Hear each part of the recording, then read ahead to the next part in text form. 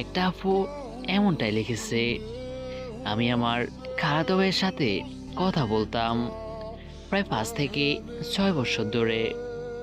আমরা প্রথম দিকে জাস্ট ভাই বোনের মতো কথা বলতাম। সময়টা ছিল 2020। তার সাথে আমার রেগুলার কথা হতো।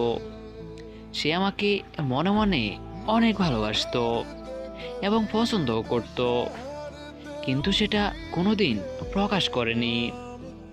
আমিও তার সাথে কথা বলতাম প্রতিনিয়ত।